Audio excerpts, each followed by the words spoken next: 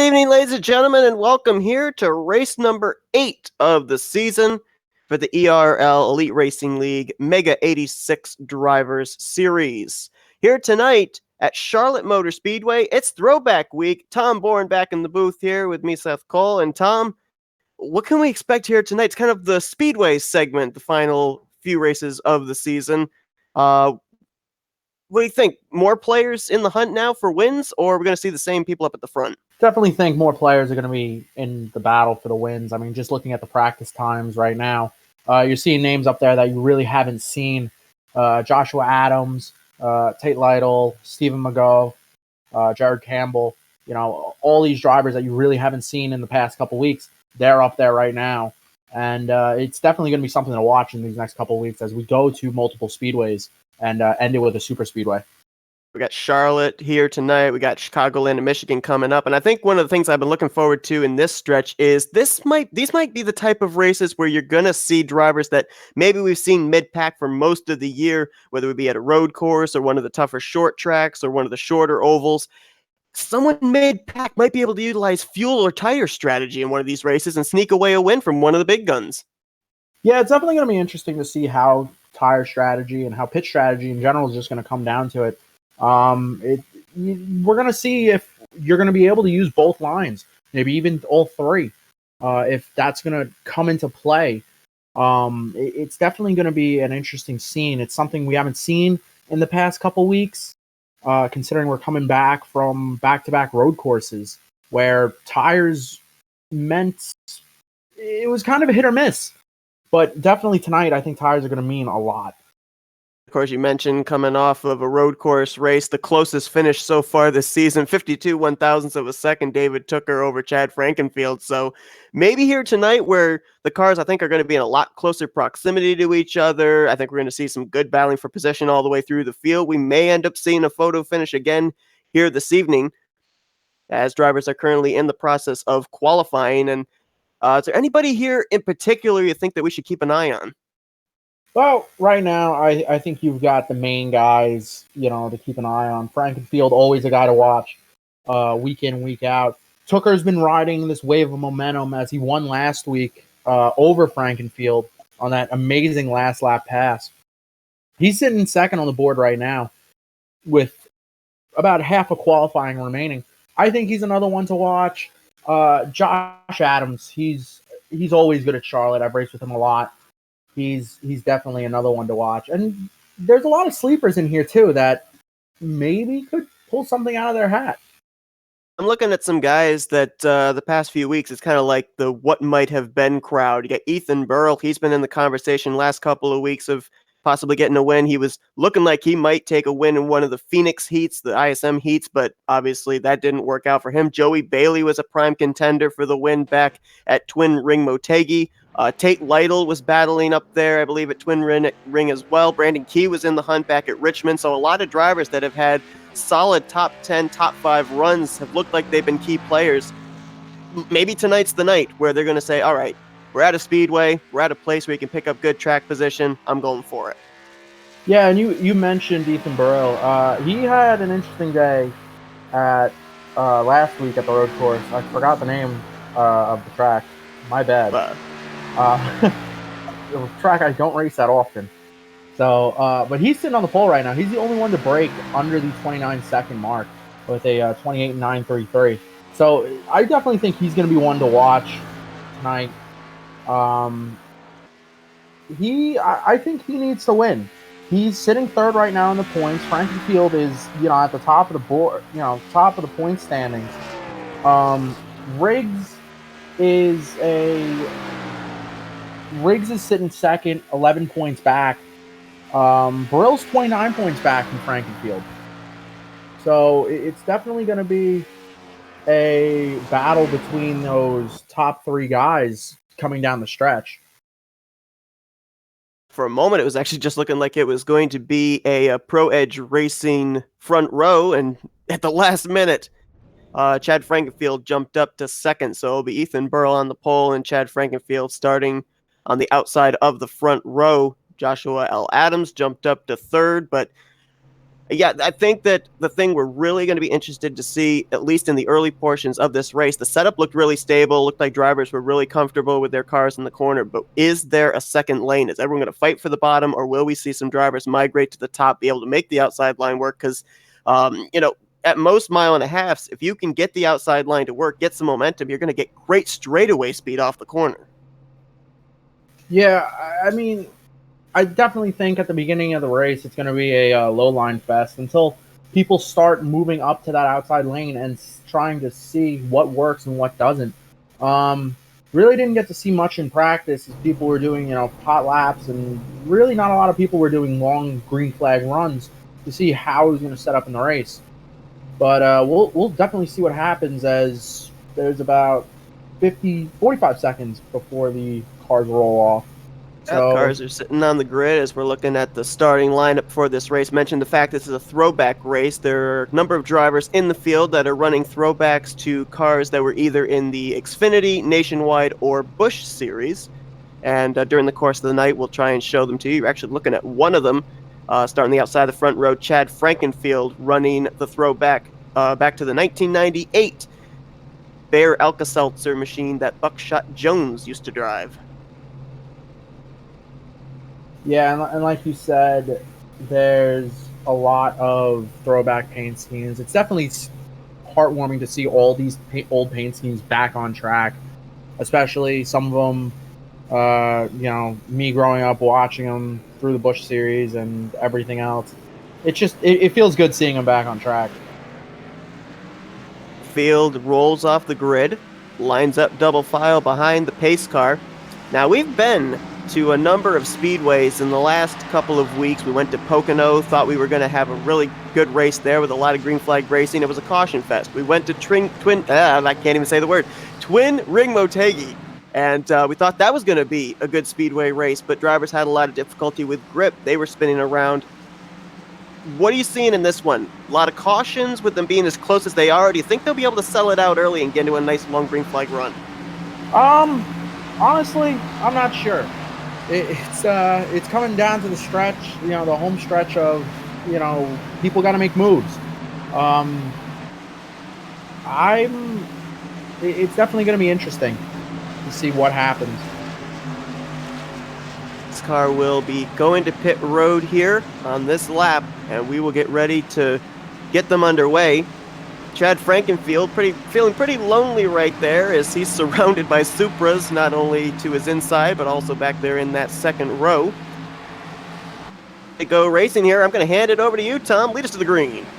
And the green flag is out, and we are underway here at Charlotte. The 37 of Ethan Burrell gets an amazing launch off turn 4 to the green flag, and he will lead him down into turn 1 with about a 4-car length lead as Josh Adams and Chad Frankenfield battle side by side. We got a wreck there, it looked like, or else someone was really smoking the tires in the center of the pack. I guess that was what it was, tire smoke. Someone really either got on the brakes or drove it in too deep. Josh Adams clears Frankenfield for second as Frankenfield pulls back to third. We have an amazing battle going on for the 4th position as 5 cars are underneath the blanket right now. Joey Bailey in the 55. Caution. Oh, yep. First caution of the day. Trying to find it. Joey Bailey, he's running a throwback to Dave Blaney's 1999 machine. I don't even know what it was. Couple cars towards the back. 26 of Tyler Riggs. Oh, actually, no, those cars are just coming off pit road. Tyler Riggs and the 11. Yeah, let's see. The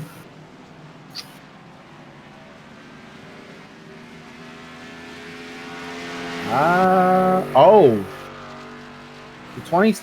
Okay. That was weird. So the 11, it looks like the 11 just got into the 72 off the corner, coming into the trioval, and then they just went. They glitched out, and that's all we got. Let's go back and see what happened there. See if we can at least get an idea. Oh yeah, I see exactly what you're talking about. Yeah. All right. Oh, that's interesting. Very. Here it All is, right. coming off the D-shaped front straightaway. There's the contact, 72 spins, and then they're both gone. And it's gone. It's gone. So Enough to bring out the caution, though. They were well out of everybody's way, but I guess they had to throw the caution since it was on the racing surface. I guess so. So 2 laps in, caution is out. Now we're 3 laps in, come to 4. So what were you saying about clean racing and, stuff like that? See, that's what's so difficult about Charlotte in particular, Texas, these D-shaped mile-and-a-halves, is that crooked front straightaway, because different drivers approach it with going wide and then driving it deep down into the second crook, and then other drivers like to go low and then drive it wide. So with the different angles that drivers approach that front straightaway, I think we're going to see a lot more of that. Usually it doesn't happen this early on. I would have thought there'd been a little bit more give and take, but apparently I was wrong. I mean, I know I definitely drive it different than, everyone else, but as I'm getting a fire call right now. Oops. Okay. No, I'm fine. I don't have to go. But Okay. That sounded bad on the phone. Yes, I swear to God, there are other people handling it. There's the 72 leaving pit road. Brent Wetz bringing out the first caution. There were a handful of cars on pit road. It looks like were 72, the 26, the 89, the 5, the 7, the 73, the 38, the 54, maybe? No, sorry, the 38 was the first car off pit road. So he will restart, I believe, when it cycles through 25th. Should get the lights out atop the pace car this time, I would think. I think all the other drivers are expecting that as well, as they're already starting to get into staggered formation to double up. And indeed, lights are... Oh, no, they're still on. So we have one more lap of pacing. All right. Who's the dummy that left the lights on the pace car? I don't know. It was probably Dave Hoots. I thought I talked to him about leaving the lights on the pace car. This electric bill is going to be skyrocketing. Well, as we have this opportunity here under pacing, let's go back, take a look at a couple more of the throwbacks that are being run tonight. There's Tate Lytle in the 6th position, throwing it back to Mark Martin's Winn-Dixie machine. Couldn't find a specific year on that car. There were a number of seasons that he drove with the Winn-Dixie sponsorship down in the Busch Series. Leave it at that. It's old. It's old. It's old. There's the J.D. Duffy throwback, Brandon Key in the number 2. And then not too far behind him, did not load in on my end, unfortunately. It did load in on your end, I think you said, Tom.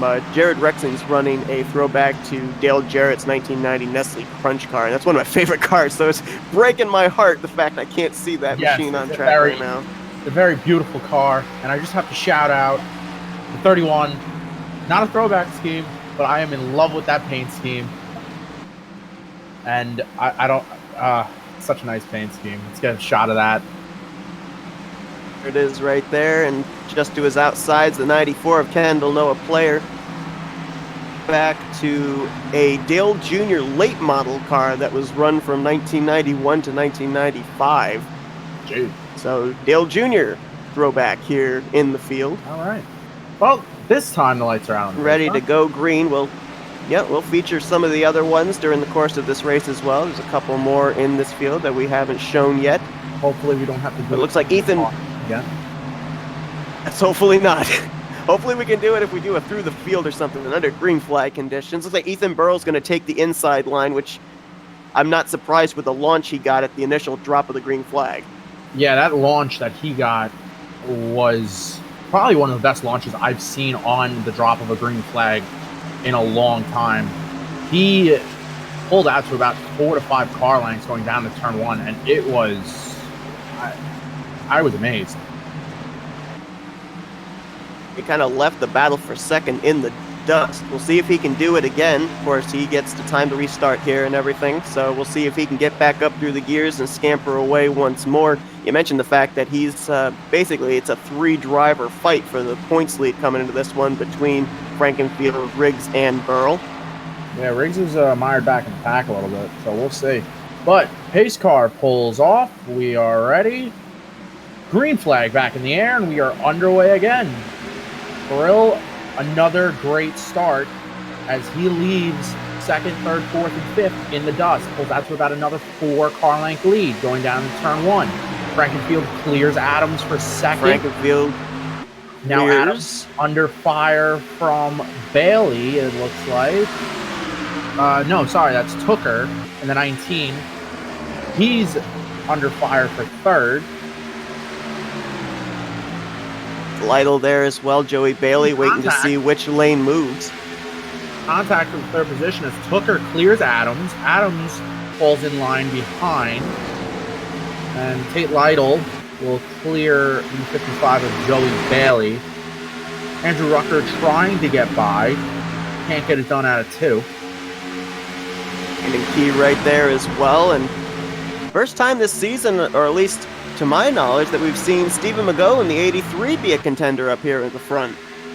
Like I said in the pre-race, you know, there's going to be people up here that you haven't really seen. It's going to be interesting. And just touching on something that you were saying earlier, that I don't think that high line is going to be effective, at least early in this race, because you can see it. That 55 car is stuck on the outside, and he is falling. For a brief moment when he was battling with David Tooker, it looked like Tooker and Bailey were kind of canceling each other out. I thought maybe that high line was starting to work, but now you can clearly see that Joey Bailey found a line in front of Stephen McGough, got down to the bottom of the racetrack. Definitely. Someone who's been making a couple moves and making the outside work a little bit, Jared Rexing in the number 10. He's about to crack the top 10, passing Austin Beers on the outside, at least trying to. Yeah, he just cracked the top 10 as looks like Josh Adams has just passed Tate Lytle for the third position, as we have a great battle going on for the eighth position on back. Stephen McGough, Joey Bailey, Austin Beers is in that mix, along with Rexing. Jared Campbell's there as well. Pocono winner there also. Definitely great battles around this whole entire track right now. The thing, too, as I'm looking at the intervals, Ethan Burl, yeah, he got that great restart, but he hasn't really pulled away. Only 0.3 of a second separation between the top 2. Yeah, I noticed that, too. It actually looks like Frankenfield is closing in on him a little bit.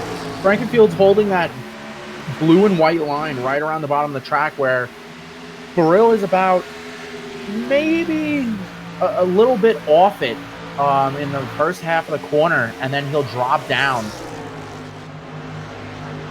Interesting thing too, I don't necessarily know if maybe when the tires warm up they'll be able to use that outside line, but it almost seems to me, at least up here at the front, if you're gonna make a pass for the race lead, you're gonna have to try that second groove, because I don't think the race leader is gonna give you the bottom. No, definitely not. I think the race leader is going to be protecting that bottom lane, and as the tires wear, I could see them possibly moving up to that outside lane or even the middle line. But on new tires, it's going to be a bottom feeding fest.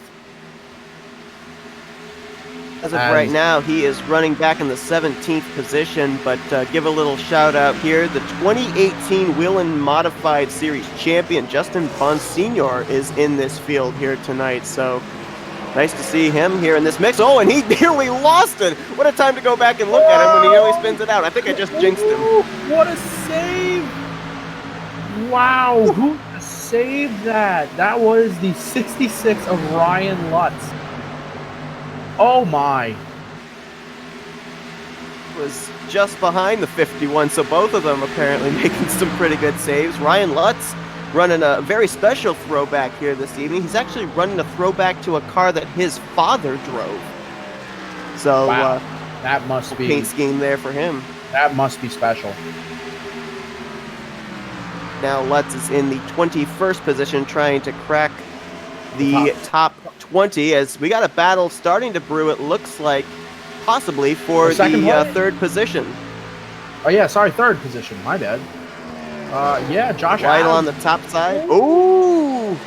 Yikes. Maybe a little contact, maybe not. Little 88 got a tight. little tight. A little Yeah, tight. just a tad. That's where. Oh jeez, my bad. I'm not drinking. You're drinking. This is a PG show, I swear.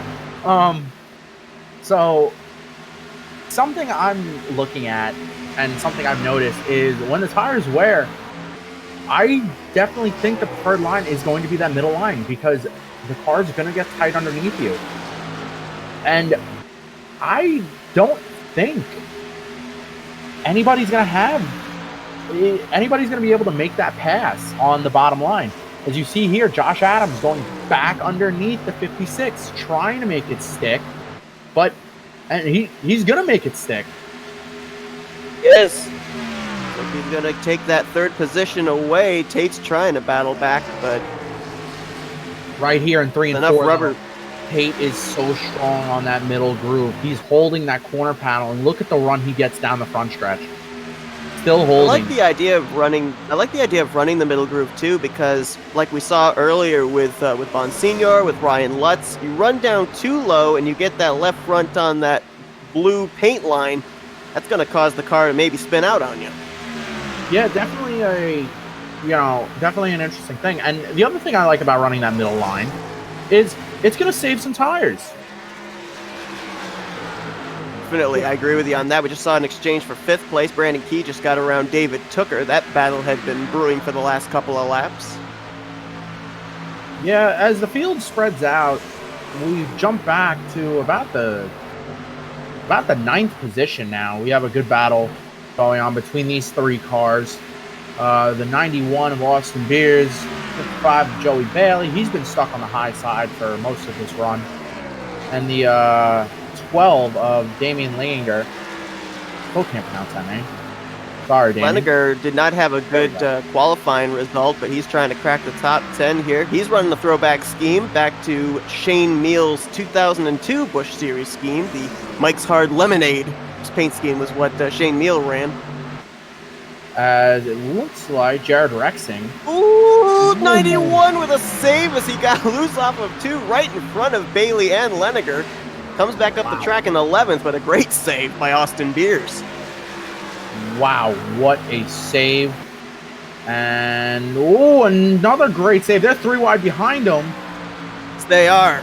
That's Rexing, Kendall Noah player, Andrew Rucker all in that battle. Andrew Rucker had a great save off turn 4. That's what stacked them up to make them go 3 wide. Collected it off 4, made the save, and I definitely think that as the run goes on, the car is going to get looser. As you could tell already. It looks like the 64 has a little. Oh, the 91! Oh, cars in the infield, no caution. The 55 of Joey Bailey against the inside wall. Austin Beers on is pit road. Just now on the apron of turn 1. No caution.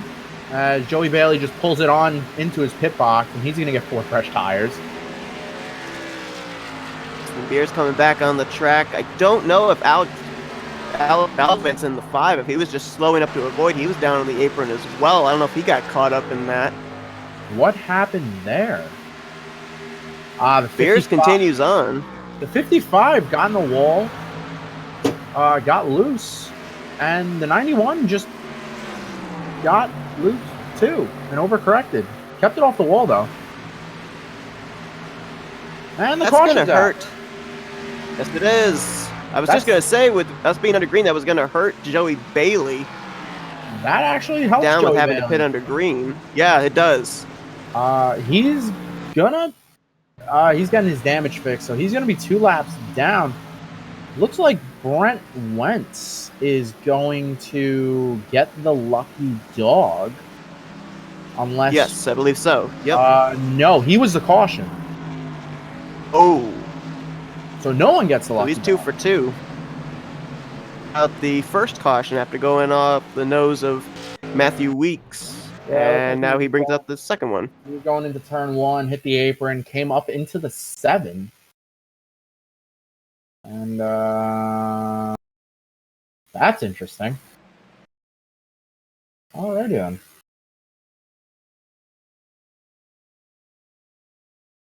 Looks like there was a little bit of lag on the server, so we're not able to, on the replay, show you the initial contact, but Well, be that as it may, everybody's coming down pit road. that doesn't surprise me in the least. No, definitely not, as we're 25 laps in. Burrell leads him down pit road, but it looks like the 56 of Tate Lytle will be the first car to hit his pit box.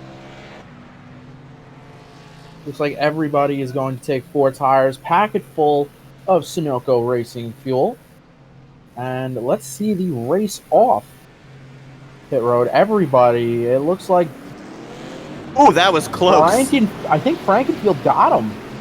I think he did. It looked like he just barely got Ethan Burrell off of pit road. Wow. So Frankenfield looks like he gets the lead off pit road. Burrell's second. Josh Adams will remain in third. David Tooker gains, I believe, 2 spots on pit road. He will restart fourth, I think. Yes. And it looks like Brady Key will restart fifth. And then you got Campbell, McGough, Leninger, Player, and Bond Sr. actually now up into the top 10 in the 10th position. Well, he was actually picking up quite a number of spots under that last run.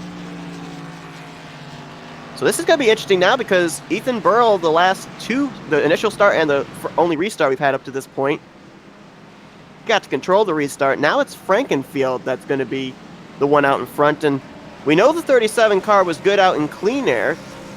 Going to be interesting to see if he's got a strong enough car to get up there and pass the 15 back. I definitely think it's going to be tough to get past that leader. As you saw, Burrell was able to keep that 3/10 buffer that whole run, and Frankenfield really couldn't close in on him. You know, it basically got in his draft, and it was like, and the car was like, okay, I'm just gonna stay here. I'm content. I don't know. I think there's gonna have to be some tire strategy or something to make a pass along those lines.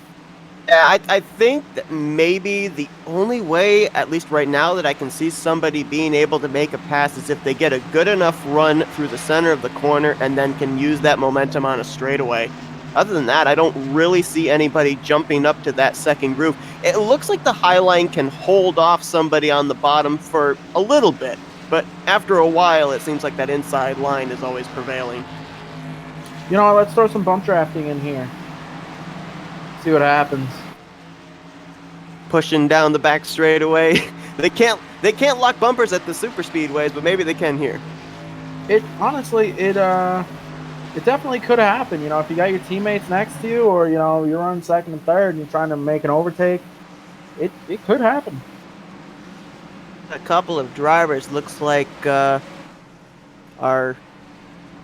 on pit road. See the 54, Bishop Kosla on pit road. I don't know if he got involved in an incident earlier or not. Multiple laps down. So something... Blake Reinhold, I think he's making his debut here tonight. He's got the Kevin Harvick AC Delco throwback. So such a beautiful car. A couple of drivers here that are multiple laps down early on in this one. So something I'm just realizing. We are a third of the way through this race already. So we are. Yeah, the laps are definitely ticking away a lot quicker. We had that nice long green flag run right there. And this is interesting. Tell me what you think about Frankenfield choosing the top side on this restart. Definitely interesting. I don't know. Honestly, I don't think it matters because once the pace car goes, you can go whenever you want. So I think it might give him a better arc into the corner. I don't know. Interesting strategy here, but yeah, you're right. With him being the race leader and being able to go when he wants to, that definitely gives him an advantage, or any driver the advantage. And or the outside line. We'll think see it'll if Ethan Burrell can hang with him or not. I think it'll definitely help the outside lane on the restart. I agree. And look who's right behind him. Deja vu, David Tooker, who by a photo finish took the checker from him last week as the green flag is back in the air, and Frankenfield right on the gas. Good restart for him. Burrell stays with him, though. Frankenfield did not get as good of a start as I thought he was going to. I think maybe David Tooker may have backed off just a little, gave Ethan Burrell a lane to get up into second place, because those two are teammates. That is true. Battle for third between Tooker and Adams. As Adams to the inside of Tooker. Up here in your top 5, you've got 4 former winners. The only one that hasn't won yet this season is that 37 car.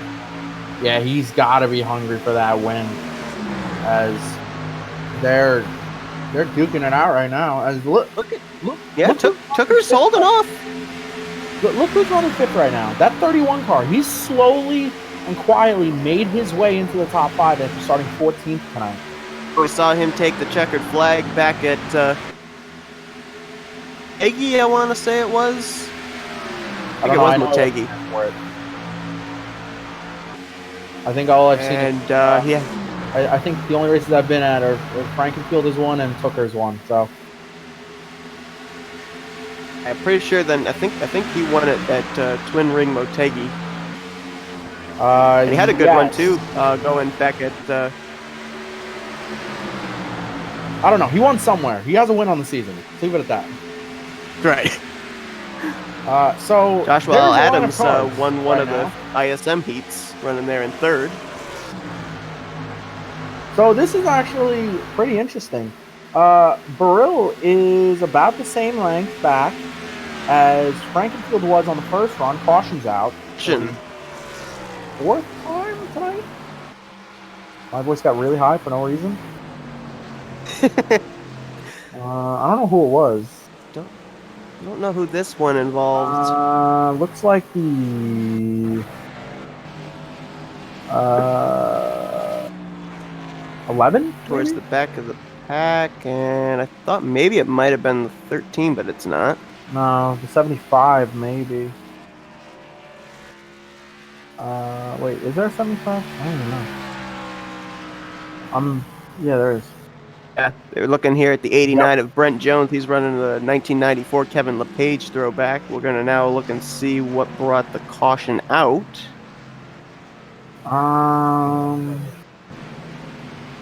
So... Oh. It might have been the 87.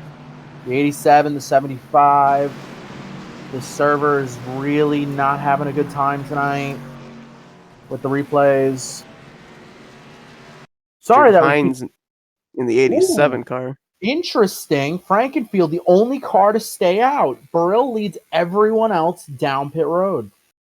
I'm wondering if a number of these wrecks are due to maybe something going on in the server, because it seems like a lot of these replays that we're looking at, I'm seeing a lot of the front runners flickering on the ticker and everything. So I don't know if there's like some connection stuff going on that might be causing some of these wrecks, but yeah, here's a look at what happened with. Oh, looks like, well. So everyone coming down pit road except for Frankenfield. It looks like the 12 and the 66 will be the first cars off pit road. They take 2 tires, I believe, and then I think Josh Adams did the 37. The 37, Ethan Burrell, I believe.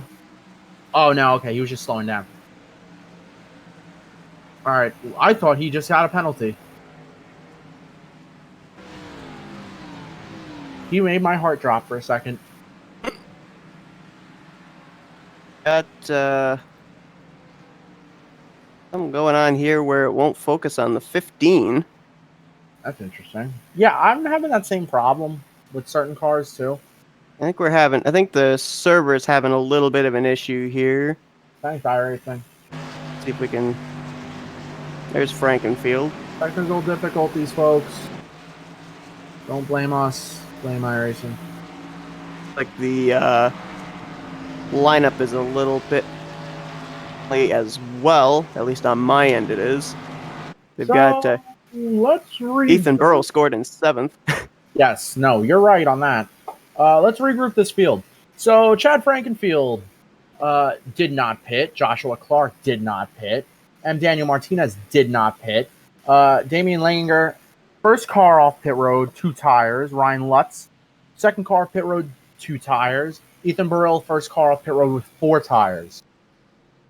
So top 3 cars stayed out. The next 2 had 2.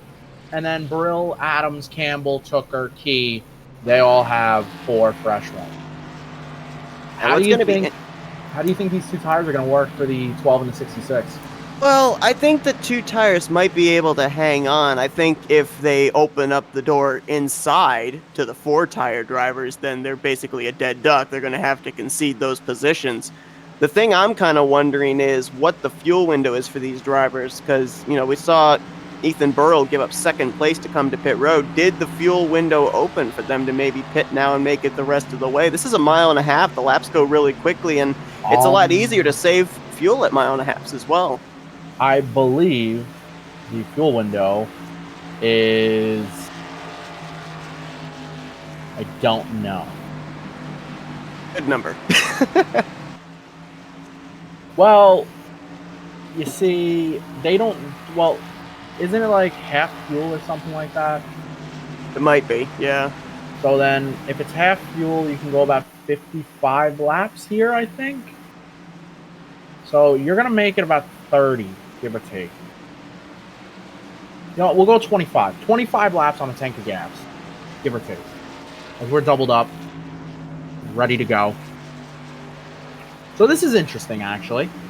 Frankenfield picks the outside again. Burrell, first car on 4 fresh tires, is on the outside lane. Would you think he would? And it looks like Frankenfield's going to the bottom. Never mind. Oh, yep, he is. Right, I was kind of trying to figure out what was going on there for a moment, but yeah, he's switching lanes. So I'm going to retract what I said. And, yeah. It'll be interesting to see, rolling off from the outside of row 3, just how quickly Ethan Burrell's able to cut his way through the field. The only thing I can think of that maybe the fresh tires can gain you anything might be the grip and the speed you can gain on the straightaways. Yeah, definitely should be interesting to see what's going to happen. Personally, I think as the run goes on, they're going to be better, and I think that's what's going to give Burrell, Adams that chance to pass the 15. Well, remember back to last week at Tsukuba where David Tooker had fresher tires than Frankenfield. That allowed him, as the run went on, to run down the 15. Maybe if we go into a long run, tires wear down on the 15, the fresher tires on the 37, they'll be able to lay down better lap times and maybe pass the 15 car.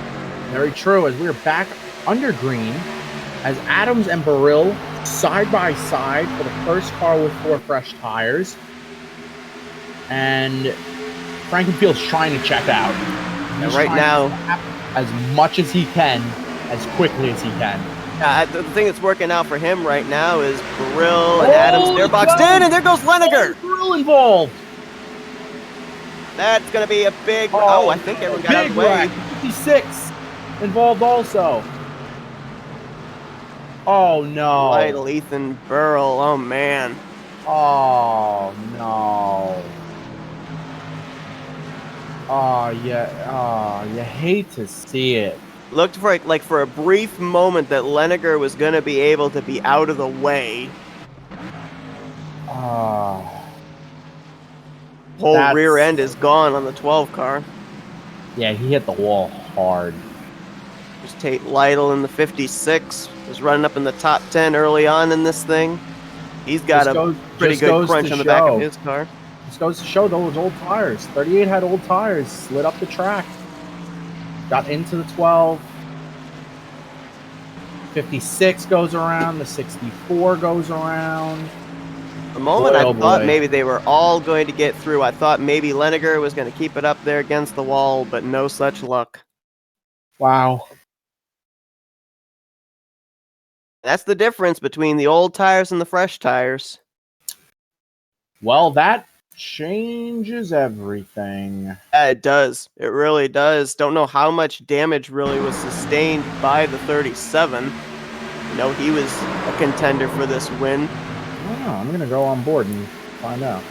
It's boxed in, ran into the back. I don't think he got that much damage, and it looked like Tate Lytle went around off the nose of the 3 car. It doesn't look that bad. From the outside, it looks really bad. I don't think Tate Lytle really got a whole lot of damage either. He's got rear end damage from going across the nose of Scott Haney, but it didn't look like it was that hard of a hit. Well, this is interesting now, because the 88 of Josh Adams, he's going to restart right behind Frankenfield. He's got the 4 fresh tires. Right. Lutz, who also pitted under that last caution, he started 29th. He's up in second right now. Definitely the biggest mover of the race. He needs a good. He needs a good run. I believe he's sitting in. Actually, I forgot where he's sitting in points. I believe he's 13th. No, he is not. Lutz is 32nd. Oh, there he is. Yeah, he's 32nd. So he needs a lot of good runs. Yeah, he does. Yes, he does. That's a big hit for Burrill if he... Wow, okay. So, considering Frankenfield is leading this race right now, Burrill's sitting 29... Before this race started, Burrill was sitting 29 points back from Frankenfield in third.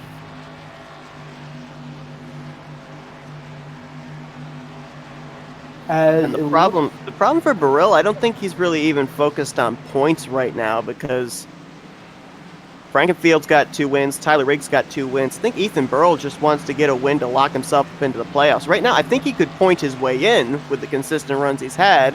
Oh, definitely. Rely on points. I definitely think he can. Actually, it doesn't look like he repaired any damage.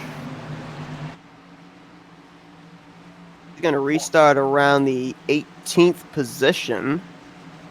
Looks like he had a little damage to repair, and that was it. Oh, when we came back live, the 7 of Joshua Personet got the free pass, so that will leave us with 26 on the lead lap. 24 cars on the lead lap. As the lights are not off, Pooch, I'm gonna have to talk to you after this race. They should go out this time. I would hope so. Well, you're paying the electric bill. Hard to be halfway through this race as well. And only 2 drivers up here now that are on slightly older tires would be Frankenfield and Lutz, so maybe not as much of an issue for the faster cars on 4 tires to have to try and get through. We'll have to see. I mean, it almost looked like, though, back to what happened between M. Daniel Martinez and Damian Leniger, tires, you have difficulty holding the bottom, so maybe that's the key with fresh tires, being able to hook it right down to the bottom of the racetrack. Maybe that's the only way you can make a pass for the lead, is if the driver ahead of you has older tires and can't keep it down in that inside line. Yeah, it's definitely going to be interesting watching. I lost my train of thought. The lights are out top the pace car, so the way they'll line up for the restart, Frankenfield the leader, Lutz in second. You got Jared Campbell, Josh Adams, and Brandon Key, your top 5. David Tooker 6th, Stephen McGough in 7th, Justin Bonsignor in 8th, Tyler Riggs Haven't really talked a whole lot about him here tonight, but he's up there in the top 10. I think he's in. I think Jared Rexing's in 9th, and Tyler Riggs is currently in 10th. All right, so we'll rack them up, do it again. And Frankenfield chooses the outside lane. That'll put Campbell to his back bumper. Pace car is in. Frankenfield takes off, and we are back green. Well, we had a nice long green flag run between the first and third cautions. We'll see if we can get into a long green flag run here. So with about, 48 laps to go. Yeah, something like that. So something I noticed on that initial restart, Campbell got by Josh Adams, as Lutz is going to take Campbell's line away. That allows Josh Adams to get back underneath the 31. Oh, wow. As we got some blocking. Yeah, Campbell barely fitting in there into that little space for third. And look at this. Lutz is not letting up on Frankenfield. We got a pretty good battle up here for the lead between the top 5-6 cars. And here comes Lutz to the inside. Caution's out. Right in the middle of this battle. This was going to get good. Wow. Flag out, and I think this one might have been the 89 car. Not certain, but it looks like it might have been. Well, let's see. I can't tell because the server is taking a poop. Yep. Been some connection issues all night with the server. I think it looked like the 89. Oh yeah, the 89's got some rear end damage, so it might very well have been.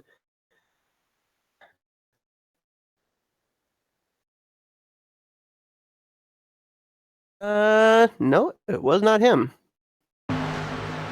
I'm telling you, I think it was the 3. Haney. Let's see.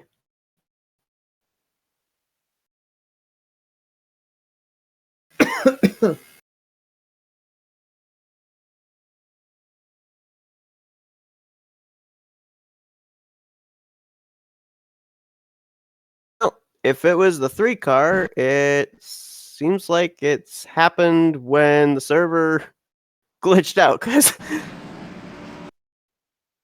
not being able to.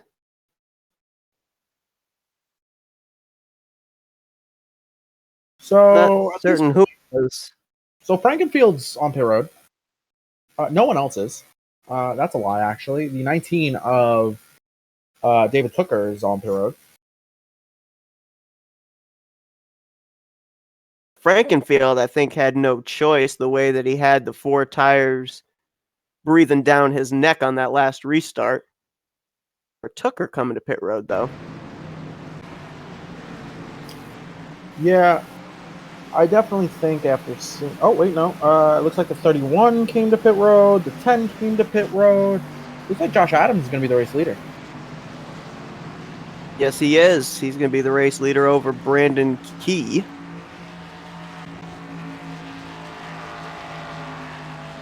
A new race leader out in front. Yeah, we couldn't find what brought out that yellow flag, so bring it back here to live action. For Joshua Adams, he'd love to join Frankenfield and Tyler Riggs, a 2-time winner this season. Bonus points for the amount of wins you get during the regular season once the playoff grid is put together. But then you look behind him, you got Brandon Key. He's still looking for his first win. Justin Bonsignor in his debut.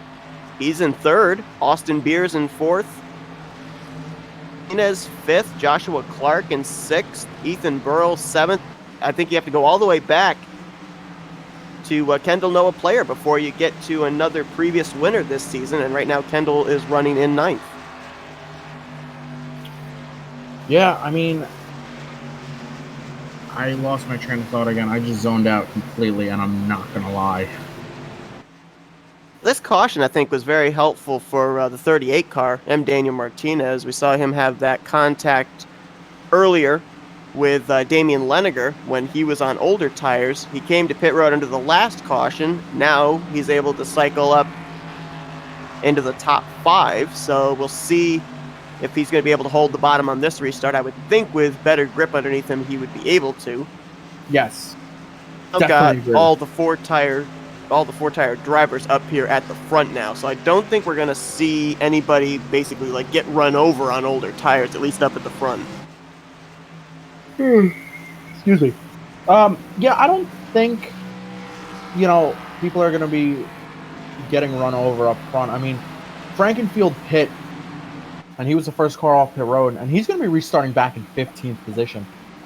We know he's got a fast car and all, but if this goes green to the end, I don't believe not everyone can make it on fuel, so everyone's going to have to stop one more time. If it goes green to the end, that could be a race-winning move by Josh Adams, by Brandon Key, to stay out on this caution, to maybe,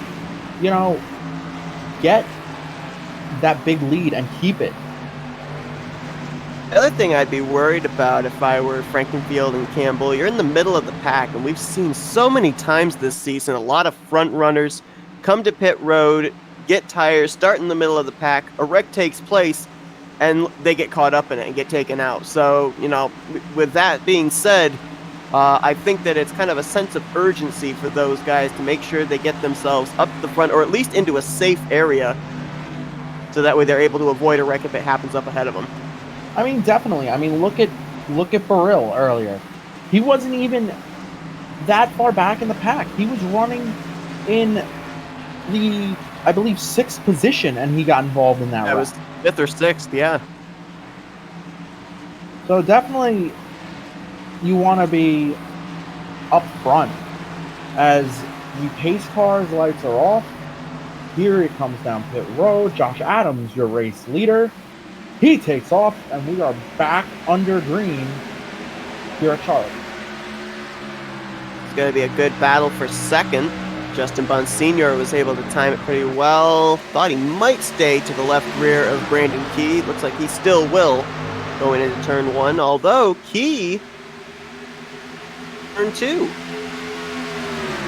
Yeah, Key gets a great run off turn 2, and now the 51 under fire from the 91 of Austin Pierce, as the 51 gets back under the 2, as the drag race sprint out of turn 4. What? Brandon Key's actually wanting to try that outside line. He's the last couple of restarts is on the fresher tires going up to that second groove. So I think he's either testing the waters right now, or at least trying to lay down a little bit of rubber to have that outside line work. And for now, he's been able to at least battle with Bonsignor, not have Bonsignor leave him in the dust on that inside line. But you know what? This is all music to Josh Adams' ears right now. And he's loving what he's seeing. Just watching these guys battle side by side, use up the tires, and just keep opening up that lead. So somebody I noticed who's starting to, and we have a nice crossover for second right now. And that was a nice crossover.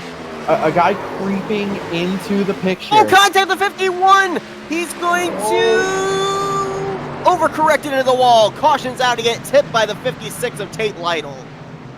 Oh my. And he got hit by somebody else as well. I think that might have been the 83 of Mago. So, I was just about to say, Ethan Burrill was creeping his way up there.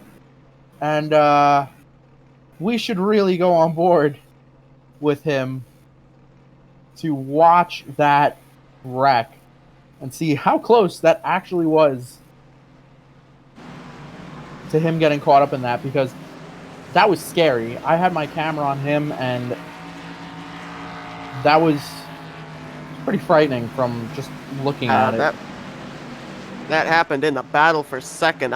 It looked like there might have been some contact between Brandon Key and, or I'm not 100% certain, but we'll go back and take a look at what happened as 51 got several hits. As we got everyone coming down pit road, like Oh, this would say to me maybe now the fuel window's open for everyone to make it the rest of the way. We're going to be getting a restart with less than 40 laps to go. It's definitely a one more pit stop race. For sure. I I'm so tired. I'm so sorry. Really, maybe it's a case of the fact the leader came to pit road. Everybody's like, okay, if he's coming down pit road and getting 4 tires, I'm coming down and getting 4 tires as well. The leader did not come down pit road. The leader's still on track. The top two. That was the 41 of Dallas Myhand, who also got a piece of that wreck. Well, he stayed out on track for that. Go look at the onboard with 37 of Ethan Burrell.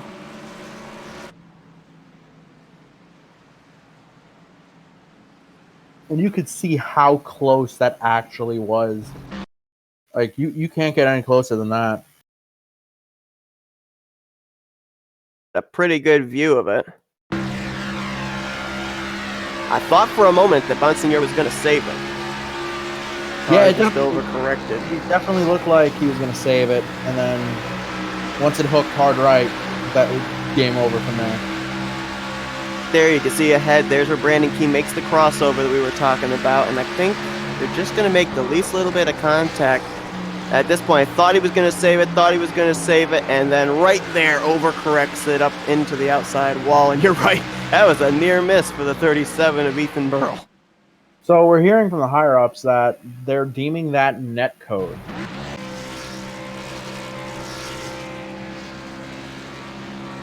I mean, I couldn't tell if there was any contact or not. It didn't look like there was any intentional contact, at least.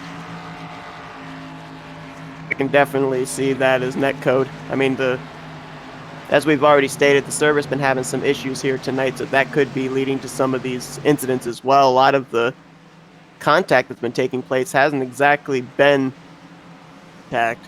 So I think the server issues might be playing a little bit into that. Yeah, I don't think iRacing's having a very good night tonight. Yeah, Joshua Adams up front with Brandon Key. Jared Campbell, though, did a good job of working his way up back towards the front there. Yeah, he pit under that last come to pit road with he pitted with Frankenfield and company and was able to avoid that wreck. Picked up a lot of spots. Now he's up in third. Frankenfield, on the other hand, only worked his way up to 8th. Well, he came down pit road on the last caution too. He did, okay. Yeah, it looks like he might have. Looks like he might have gone maybe with fuel only because he picked up a lot of positions on other drivers that had come to pit road that were ahead of him on track. I'm not sure if he went with fuel only or 2 tires. Let's go back and check. If we get the lights out this time on the pace car, if we do, we would be restarting with 35 laps to go.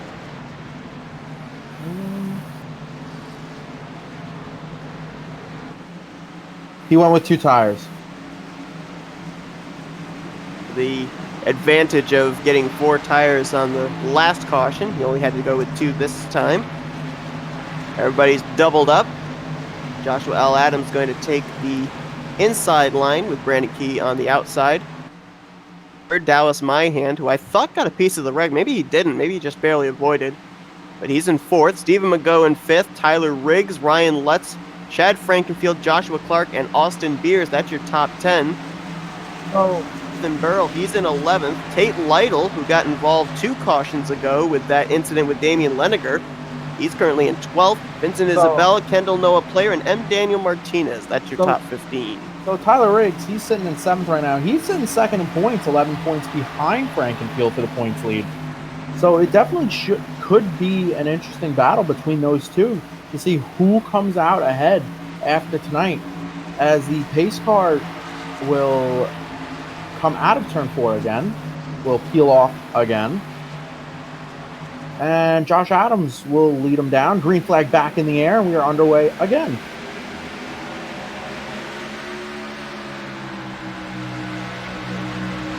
It's a good jump. We'll see if there'll be a battle for second. Jared Campbell was able to quickly get to the inside of Brandon Key. He cleared him. No contest.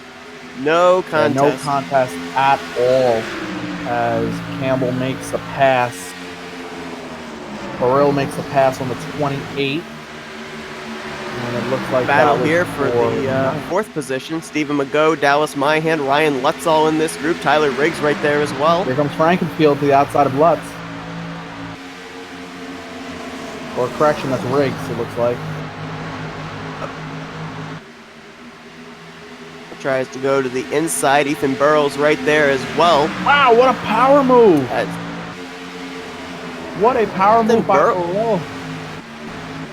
Yeah, he almost, I think he had 2 tires down below the line, but there's no out of bounds at Charlotte. Yeah, he was forced down there.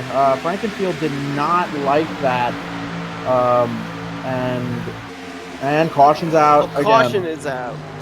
And we were just jumped up to the front because Campbell had cut down Adams' lead to less than a tenth. We had a battle starting to brew for the race lead. And we'll see what brought this yellow flag out. I don't even know. I'm not picking up anything because it's all just lagging out on mine. See if we can pinpoint who it was. Looks like it might have been either the 7. I think it was the 7, according to what they're saying here. Annette, who had just gotten back onto the lead lap. Oh. He's got some rear end damage on the right rear quarter panel, so we'll see if it was him.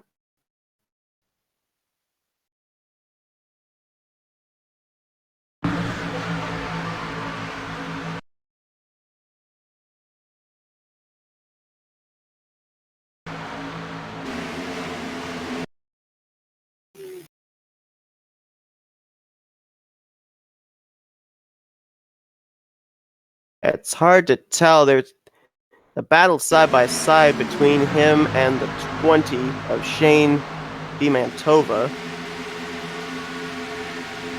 And the server blinks out. I can't tell if it was those two or not. I saw the 7 down on the apron after the cars reappeared, so I'm wondering if there might have been some contact between those two.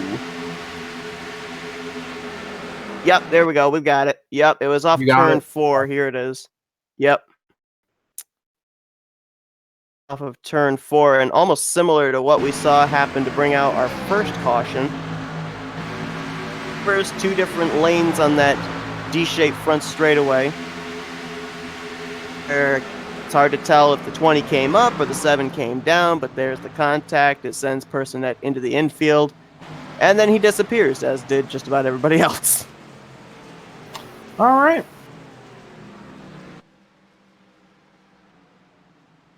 I'm glad we're making progress here.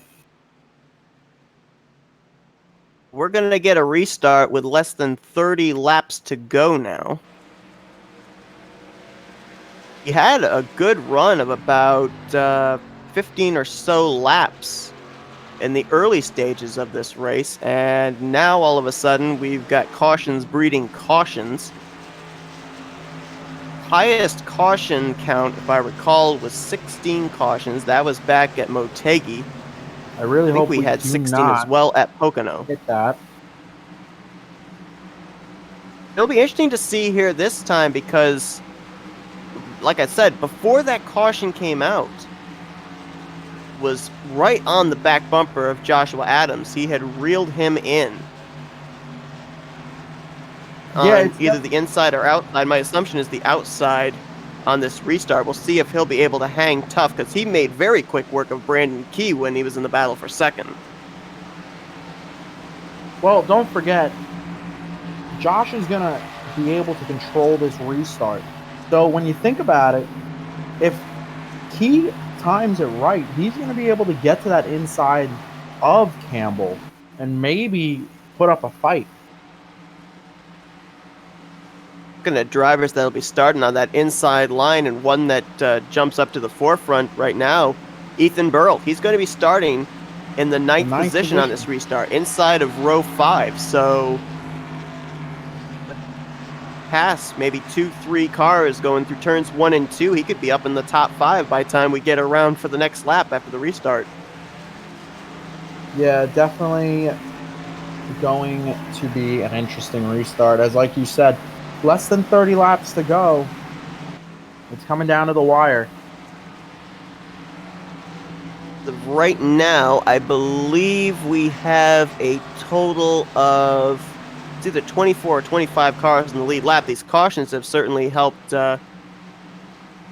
drivers being able to get back on the lead lap with the free passes and such. So still a lot of opportunity there as well if drivers like Tyler Riggs or Frankenfield or Ethan Burrell run into trouble. A lot of positions, a lot of points they could lose in the closing stages of this race. Yeah, it could be a catastrophic night for some drivers, or it could be a big night for others, depending on what happens in these last couple laps. But if excuse me, I've had a long day. If they have I lost my train of thought. Oh my god, I'm so out of it tonight. Well, while you're trying to get it back, if we look here up towards the front of the field, you've got a couple of drivers that have already won this season with Adams and Campbell on the front row, but we talked about at the beginning of the evening the fact there could be someone that could get up there, get their first win of the season and put themselves in the playoffs, and a lot of candidates up here from 3rd back to 6th. You've got Stephen McGough, Brandon Key in row 2, you've got Ryan Lutz and Dallas Myhan there in row 3. And then you go a little bit further back, and there's still some drivers there inside the top 10 that are looking for their first win. We've talked about Ethan Burrell. Tate Lytle's still up there, despite the rear-end damage he sustained a couple cautions ago. Scott Haney's been in the middle of a number of different things here tonight. He's up in the 12th spot. Andrew Rucker's still up in the mix. Jared Rexing, so you can't count these guys out yet. Green flag. Sorry to cut you off, but it's time to go. It is indeed, and Brandon Key, like he was going to try and challenge for second. We'll see if he's going to be able to put up a fight with Campbell. Yeah, he's got it. Burrell did not get a good start on that restart, and it really showed. He fell back to battle Tooker for that 10th position. And caution's out again. I thought Campbell was going to clear Brandon Key for second place, but he'll have second now. Coming out, and the 11 car was the one for this. Yep, you're exactly right. Matthew Weeks, who was involved in the first caution of the evening. All right, so we'll rack them up, do it again. Cautions breeding cautions here as we get into the closing stage of this race. Less than 30 laps to go, and these drivers are force the issue. A lot of these wrecks, though, are seeming to take place, at least here, these latter cautions seem to be taking place mid-pack towards the rear of the field. Yeah, definitely. I definitely think it might be a little concerning if, a car that's up front might pit out of sequence. Who knows? Well, with these cautions, they might be good on fuel. But if these cautions are, coming from the middle to back part of the field, what happens if something like that happens with a fast car in the back? I'm not necessarily certain what they would do in that case. I don't know if they would or not. And it looks like we have another case of when the 11 car spun that the server blinked out, so we do not have the replay of the 11 spin. Yay, iRacing.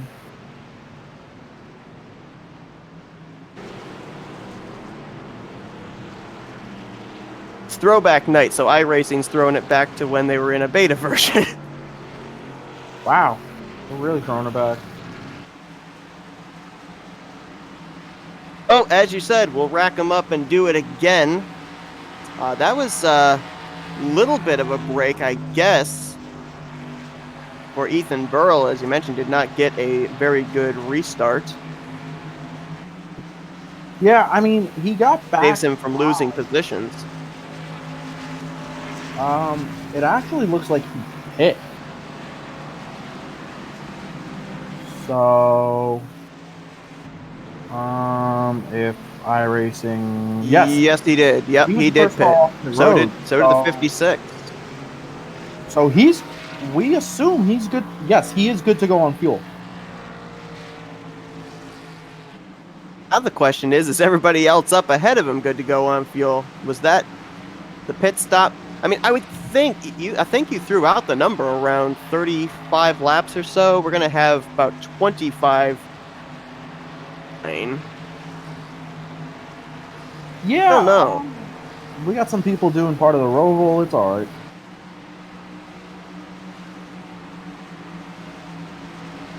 I think that right now, Jared Campbell, his goal is going to make sure that Brandon Key doesn't get as good a jump on him as he did in the last restart. Because when Campbell and Brandon Key battled for second, Adams began to pull away. A slightly better race car, it seems, on the long run. He was able to reel in Adams a couple of restarts ago. So if Campbell can clear the two, mano between the 88 and the 31, cautions are making it academic. It's taken away those possibilities. Definitely, and just to just to redo the field, Burrell's going to restart back in the 22nd position. He and Tate Lytle may have been maybe also the 7 of Joshua Personette. I think they were the only lead lap cars that came to pit road under this yellow. We'll see. Ethan Burrell obviously coming to pit road, I guess getting the fresher rubber to try and fight his way up through the field. But again, a piece of that incident with Damian Leniger when he was running up in 6th. I'd be a little concerned if I'm starting all the way back outside of the top 20. Maybe he thinks that he needs to not be up at the front. Maybe he thinks he needs to be at the back and throw a Hail Mary shot to get his first win of the season. Maybe. I mean, it's definitely... He's definitely good on fuel. We know that.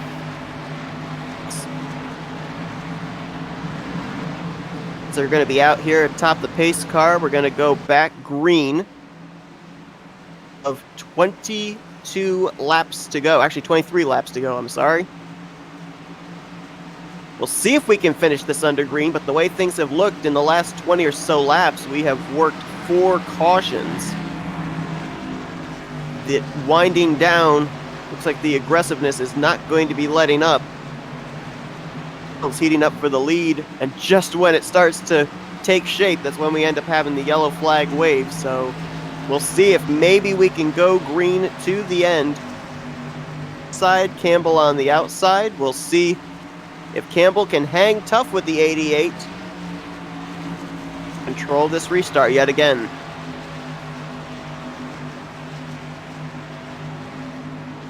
Pace car is in. The 88 gets a great launch.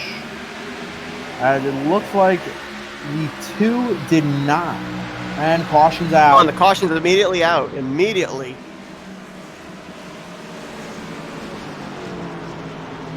No sooner took the green than the yellow flag came out.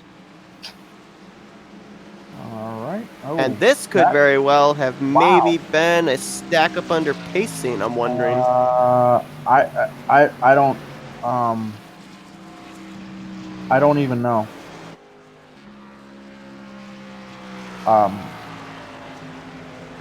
I don't even know.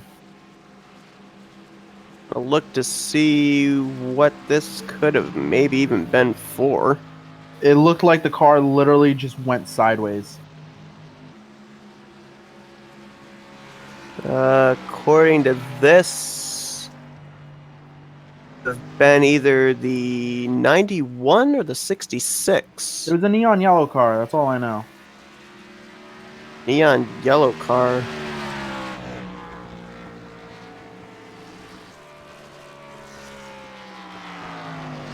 Could probably have been the 86 of Ethan Riesener. That's the only car I can think of. The 2006 Paul Menard throwback. Yeah, he's on the apron. It might have very well been the 86. Oh, that's exactly who it was. Yep. Ethan Reason are going to bring out this yellow flag, and this was coming here. I think he's going to make some contact with the 73 of Michael Goodman, who's also running a Paul Menard scheme, the 2003. Oh, yeah, you're right. The car just snaps to the left. Yeah, that's what kind of confused me. That was really weird. Huh. Seen that happen before in Enter 2003. If that's an issue on the driver's side, I'm wondering if the wheel came unplugged. Could have been. Only thing I can maybe think of that issue. Yeah, that was really strange. Right at the drop of the green flag is when that happened as well. Oh, we will now have a restart with less than 20 laps to go. The free pass car might be the 93 of... See if he's going to go around the 88 when we get the 1 to green signal. He's currently sitting between the 88 and the 31. Reinbold currently sits on 11 laps down currently. It looks like Burl got some damage from that caution.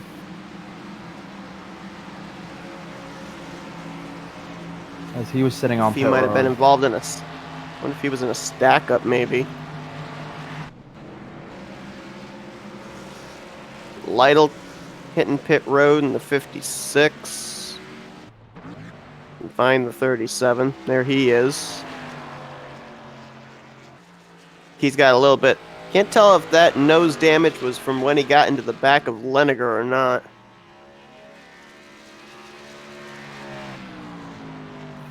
I'm honestly not sure. Oh, we'll get yet another restart. This is our 9th caution. Back, and you think we were a quarter of the way through this race, and we had only hit our 2nd caution. We are now the way, and we're on our 9th yellow flag. And I'm starting to wonder if this is going to be similar to what we saw at both Motega and Pocono, where we had of attempts at a green-white checkered. And the thing that would worry me about that is when we were at Motegi, we had so many cautions, so much pacing, and quite a number of attempts at a green-white checkered that the session almost ran out time-wise. I think we were only 30 seconds away from the time going off. Worried here, 90-lap event, working our 9th caution, if that might be a concern as well. I don't think so. I mean, we have the session for about an hour and 55 minutes. We're only an hour and 15 minutes in. So we should be good for these last 19 laps. I really would rather not have another caution. I agree. You know. But, you know, we'll see what happens. Here tonight, here at Charlotte. Next week, we go to Chicagoland, which, spacious Speedway, but just about the same amount of room, I guess, as Charlotte. And then we go to a slightly wider racetrack in Michigan, and then it's going to be absolute bedlam, I think, in the regular season finale at Daytona, because everybody's got a shot. Oh, not if you get caught in the big one. Just to get into the playoffs. If you get caught in the big one, I don't think you've got a shot. I'm just throwing that out there. That's true. Hey, when the green flag flies to start the race, everyone's got a shot. We'll say that much.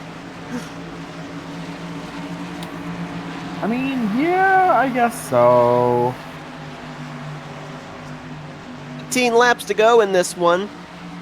Hopefully we've seen the last of the yellow flags, but then again, yeah, fingers crossed. Everybody rub your lucky rabbit's foots. Pace car in. Car's gonna peel off. And oh, big and wow! Oh, we got a car in pit road. That was Balvance in the 5. Still green, though. That was a interesting start, to say the least. It was. I think the 83 of Mago spun the tires, stacked everybody up, and boy, we got a good battle going on for second. Ryan Lutz, I think he almost pushed Campbell through 1 and 2. Well, now it's going to be Campbell pulling away, and Campbell's closing in on the race leader, Adams. Well, at least the field is spread out now. Definitely. That might have been just the restart we were looking for. Spread everybody out. Maybe they won't run over each other. We might go green to the end. But right now, I don't think I'd be wanting to look in my rearview mirror if I'm the 88, because that 31 is looming large. Yeah, definitely. And I wouldn't look too far behind that 31. Look for that 66. Ryan Lutz started 29th, running 3rd. You look at Adams, you look at Campbell, both of them have wins this season, so they're locked into the playoffs. They've got nothing to lose right now. Their goal, go out there and win a second race to tie themselves with Frankenfield and Tyler Riggs for most wins on the season.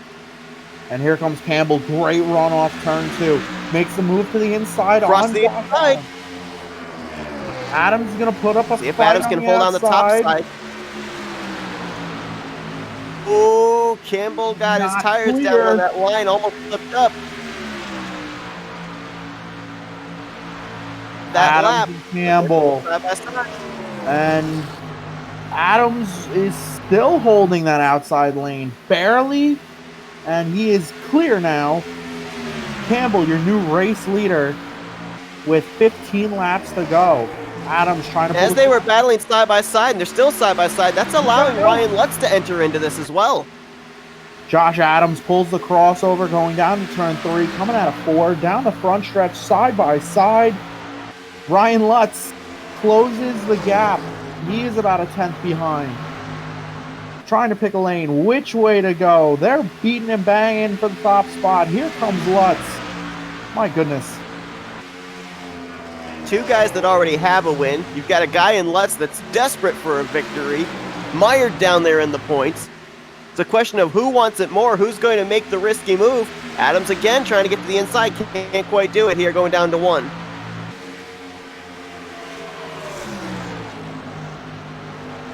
Josh Adams backs off just a tiny bit, trying to get that run off turn 2, use the draft to his advantage. Campbell trying to break it a little bit. Car there, that's Damian Leninger getting out of the way. Keeping it in the wall. Looks like Adams using that backing off technique to gain on the 31. Lutz giving him a shot. Ryan Lutz got a good exit off of 4 there. He almost had 2 tires down in the infield. It looks like Ryan Lutz gave Adams a little shot down the front stretch, like, here you go, bud, go get him. Then let us battle it out. Campbell running a defensive line down the back straightaway, not allowing the 88 to go down and get clean air. Oh, wow, what a good run through the center. Woo-hoo. Wow, here comes Lutz to the outside. And Lutz, we mentioned in the middle of the race, he was one of the few that was up there trying that top side, he and Brandon Key. So will he have something for these top 2 in that second groove? He's going to get a good run through turn 2, and he might clear for second on the backstretch. Wow. Wow, that was a power move. One of the few drivers we've seen all night long make the outside line work. Ryan Lutz makes the outside lane work. He is up to second. Coming to 10 laps to go this time. Can he do that to the 31 of Gerald Campbell? That Campbell's been blocking that inside line, so Lutz has no choice but to try that second groove. He's proved he can do it once. Can he do it again? Lutz does. I believe Lutz has the same tires as Campbell.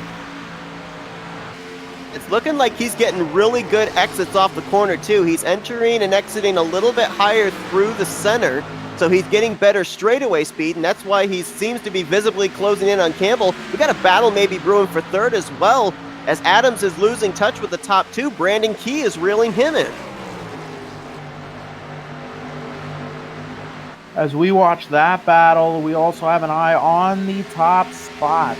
Ryan Lutz, Gerald Campbell. About a 10th and a half between them. 1 car length. Coming out of turn 4. 31. coming to 8 laps 31's to good go. on entry. 66 is a lot better on exit, which is giving him that good straightaway speed. Opens it up to 2/10 that time by. And a guy that is closing in with a decent amount of speed. As we got a side-by-side battle between 2 lap cars up here. This could get No, that's not good. Whoa, okay. It's Kosla and Reinbold battling with each other there. Fortunately, they got out of the way of the leaders. They get out of the way. A guy that's closing in, he might not have enough time, is that 2 car of Brandon Key. He's closing in on Josh Adams. He is right now the fastest, I believe he's the fastest car on the track. Yes, well, actually, no, he is not the fastest car. Fastest car on the track actually is in 6th. David Tooker. I meant, no, Ryan Lutz was. Yeah, nope, you're right. Yep, he was 3/100ths faster than Tooker. But Tooker's in 6th. He's got some good long run speed. He underneath Adams can't get it done. Lutz to the back bumper of Campbell now. Know that if he's going to make the pass, he's probably going to have to make it on that top side. I'm liking Question that is, line. when does he want to make his move? I'm liking that line Lutz is running. He's kind of diamonding the corner a little bit. He's entering a little higher in 1, backing off a bit, and really getting the run off. That's 6, now 5 laps to work with. I think right now he's waiting to see if the 31 makes a mistake.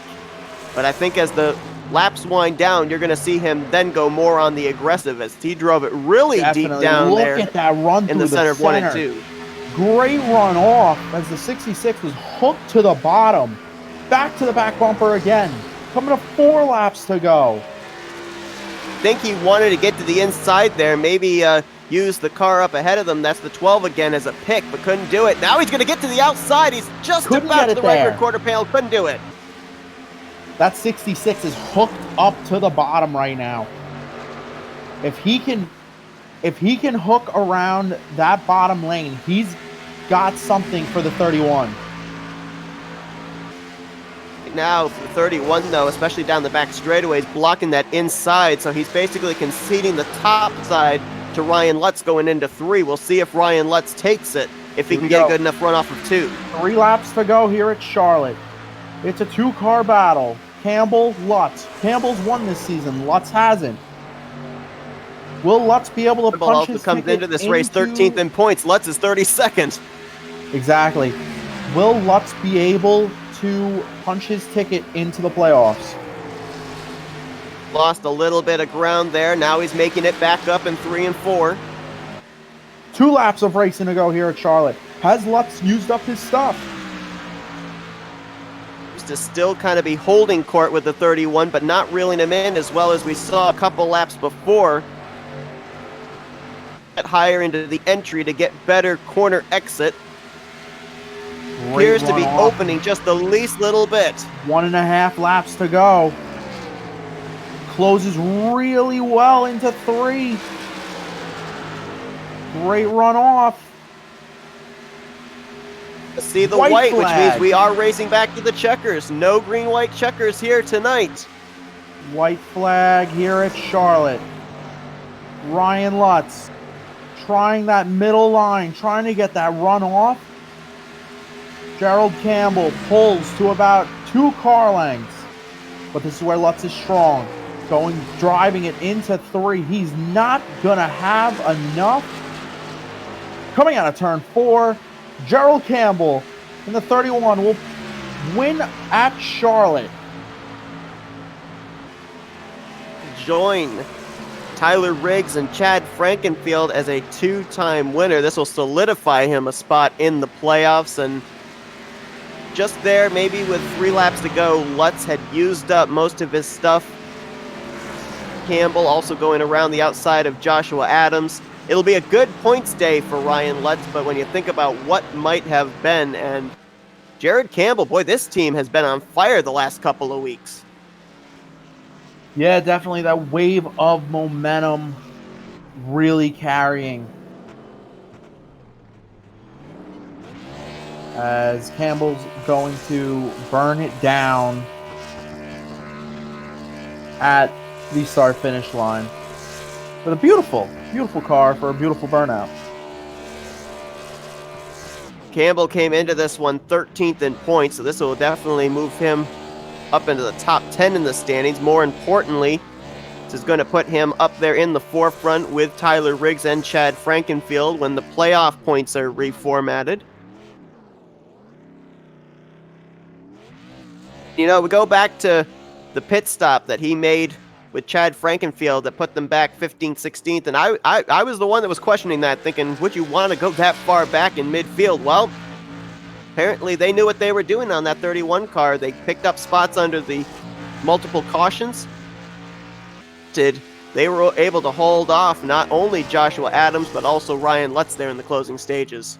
And that's why they are winners this season. Well, it took us a number of yellows to get to this point, but we did manage to get to the checkered flag without having a green-white checkered overtime. Yes, the official results here. That's going to take the second position. Adams will bring it home in third. Brandon Key there in fourth. Best finish of the season, I'm pretty certain, for the 83 of Stephen Magot, as he'll get fifth. David Tooker there in sixth. Seventh and eighth. Jared Rexine up there in the ninth position, and Dallas Myhand completes the top 10. You look at most of these guys were people who stayed out of trouble, and that allowed them to get really good results. Kendall Noah player, Ethan Barrell, boy, again, another night where it looked like he was going to be one of the front runners, and just wrong place, wrong time with the contact with Damian Leniger. Got involved, little piece of an incident later on. Joey Bailey, remember he ended up having to pit under green when he spun to pit road, was multiple laps down. Well, all those cautions helped get him back on the lead lap. He battled back for a 13th place finish. Rutger's going to bring it home 14th with M. Daniel Martinez 15th. See the rest of your top 20 with Brent Jones, Joshua Personette, Brent Wetz, Michael Goodman. Matthew Weeks is going to finish 2 laps down as 19 cars finished.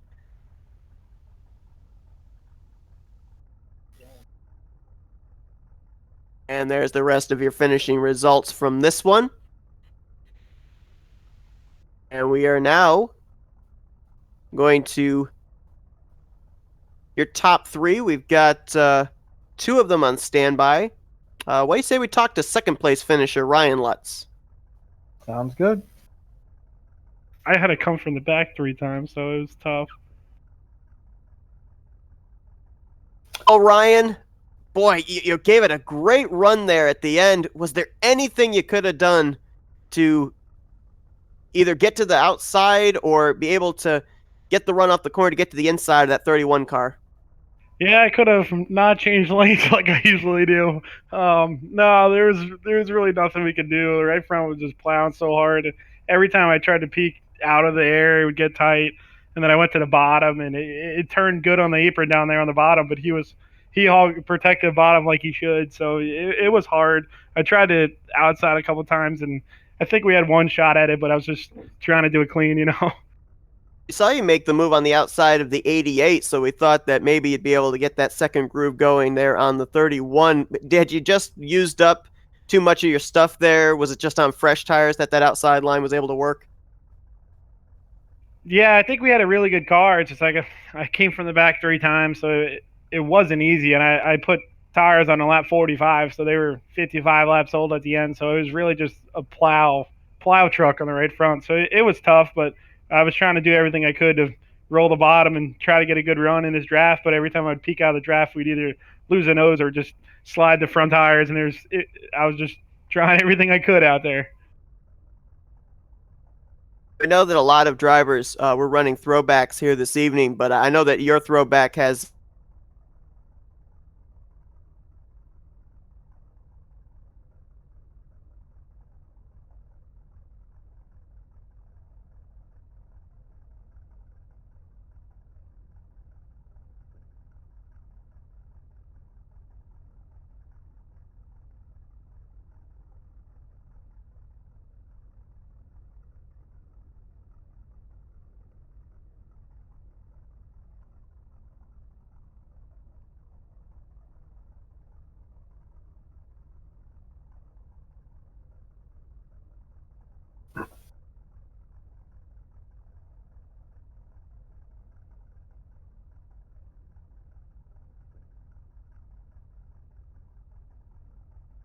Okay, I think my internet decided to stop being stupid now. Sorry about that. But I was gonna state before I fell out here. I know that a lot of drivers were running throwbacks here tonight, but I know that your throwback had a very special meaning for you. We already documented the fact that it was a throwback to a ride of your father's. Why don't you elaborate a little bit further on that? Yeah, I grew up in Long Island, New York, so I watched Yeah.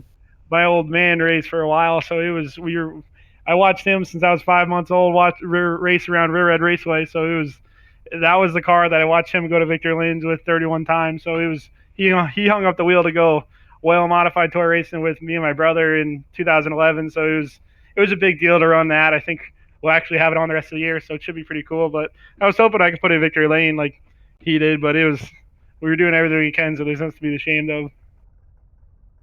Sorry, Ryan. I'm a Long Island guy myself, so it's always good seeing you know guys like you fucking excuse me making it like this. Yeah, for sure. It was cool watching him as a kid. So it was really special. So Marjam came on board for it, and they were all cool with it. So they should be on for them for a full time sponsor the rest of the year. So I look forward to it.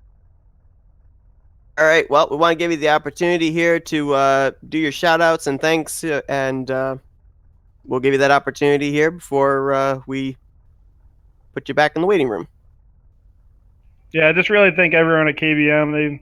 We've been really doing a good job. This was my first time in a Toyota Xfinity car, and I feel like we were a lot closer this week. Just struggling the Xfinity cars. I don't know what it is. It's really the only car I haven't won in, and we just really struggle with speed. I don't know why, but it is what it is. But you got to thank everyone at BKM and River Building Supply, Marjam Building Supply, my old man, Natural Designs. They came on board for this year, so it should be pretty cool. And looking forward to going to Pensacola tomorrow in the Whalen Modified Tour car. All right. Well, again, congrats on your second place run. Looking like you had a shot there for the win, but looked like you definitely gave it your all. So congrats on that, and hope we can carry this momentum into next week at Chicagoland. Yeah, hopefully we'll get an Xfinity one before the year's over.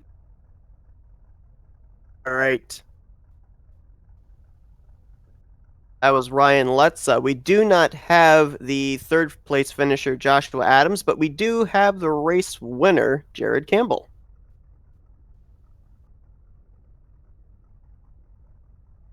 Well, Gerald, second win on the season. This one seemed like you had a little bit more defensive driving you had to do in order to hang on to that, but I want to go back to the call that you made to come to pit road back with about 40 laps to go. It had you mired back in 15th. A little bit of a gutsy call there back in traffic, but it certainly worked out for you at the end. Well, I didn't think starting the race and having a horrible qualifying spot of 14th was going to pay off for me, but it actually taught me how to get through traffic. And, I passed some of those guys that were originally ahead of me. They didn't seem to work traffic as well as I did. So it kind of benefited me going back there and getting around some of those other guys with the same lap tires. And then it set me up to where I could be able to run up here for the lead with the newest tires. And it just kind of worked out brilliantly. I mean, I felt like I had a fast car all night, but it kind of worked out into to my favor. It seems like ever since you started out at Sebring, it's been just a lot of consistent finishes. You had a top 5 at Sebring. You had a great run at Tsukuba last week. You had, of course, the victory at Motegi, the victory here tonight. So what do you have as far as like your momentum looking forward to some more Speedway tracks that we're going to? Chicagoland next week, Michigan the following week. Well, it might surprise you. This is actually my worst mile and a half track. So I'm kind of looking forward to the rest of the season. I don't have any team. I'm one of the few guys that are running up here in the front that are associated to nobody. I got no one in my earphones. It's just me, quiet car, and a racetrack full of hungry competitors. And it's a lot of fun. I didn't get into this season to go for a championship. I just wanted to have some fun and race against some really, really, really fun guys to race against. And I tell you what, a lot of these guys up front here are the real deal. They're no joke. They're a lot of fast guys, a lot of fun guys to run with, and that I'm just gonna keep on. I don't really believe in momentum. I just believe in next track going out and try to win. So I'm gonna go to the next track and try to win. There you go. Tom, you got anything for Gerald? No, just great performance throughout. Anybody you want to thank for, you know, what you can do on a week to week basis? Well, I hope week to week I can just go out there and just show that I belong to run up front with these guys. If I can run up there with these guys on every track, then I feel like I can really compete with some of the best out there. So, real quick, I always run with VFW on my car, no matter where I race, no matter who I talk to. I'm a big believer with the VFW, which is Veterans of Foreign Wars, that you go out and thank a vet, no matter if it's a Veterans Day or what holiday it is. If you see a vet, you salute them and you tell them thank you for your service. And I will be back out here with you guys next time and see if I can go out and salute again and come up front again. All right, well, great win and a great message as well there. Congrats on your victory here this evening at Charlotte, and we look forward to seeing what you can do next week at Chicagoland. I can't wait. It's going to be fun. All right, so that is going to do it with our coverage here tonight from Charlotte. First stint of the 3 speedways, if you will, the speedway stretch. What are your I think your internet took a poop again. Yep, it did. I can There hear we you go. now. Okay, yeah. I don't know what my internet's doing. Always seems to happen when we're doing the interviews. But our first stint here of the Speedway stretch. Your impressions here tonight of Charlotte? Very good racing. A lot of competitive racing. It's definitely a it was definitely a I don't know. I'm excited to look forward to the next couple races. I know Daytona is going to be very interesting. Chicagoland could be anything like tonight, or it could be a runaway show. Michigan, as we've seen, it's very competitive from the official races and other league races that we've covered. So, anything can happen. And only 3 races left before the regular season ends. So this could, it's time to go for people that haven't won. Yeah, I think that from what I saw, this was typical Charlotte, where that inside line was definitely the strongest lane. We saw a couple of drivers be able to utilize the outside line to make passes. But I think when we get into Chicagoland next week, and especially at Michigan, we're going to start to see drivers be able to use a second and third lane. I did think that early on, I thought we may go into a long green flag run, see this race come down to fuel strategy, down to pit strategy, but those cautions through kind of interfered with that. But I definitely think we're starting to see with where we saw a lot of drivers up there in the finishing results that hadn't won yet this season, like Lutz, like Brandon Key, Stephen McGough. They're starting to feel the pressure now. They're realizing, hey, we're getting Ethan Burrell. Yeah, we're starting to see them realize, hey, the close of the season's coming. We can't really rely on points. We've got to get ourselves wins to get ourselves playoff points. So I definitely think you're going to see the aggression kick up as we get closer and closer. As I said, Daytona, I think, is going to be absolutely wild. But I definitely think that we saw here tonight a lot of what we're going to see in the next coming weeks at the speedways of Chicagoland and Michigan, with those drivers that haven't won yet really racing the drivers that have won a lot more aggressively than we saw at the beginning of the season. I definitely can agree with that 110%. It's going to be a great next 3 weeks. All right, so that's going to do it for our coverage tonight from Charlotte. We'll be here next week at Chicagoland Speedway. Jared Campbell joins Tyler Riggs and Chad Frankenfield as a 2-time winner this season. We're starting to get a little bit of a picture of what the playoff stands are going to look like, but there's still a ways to go, and that wild card race of Daytona at the regular season's end. For Tom Bourne, I'm Seth Cole. We'll see you guys next week as you've been watching another race on the Flatout Racing Network.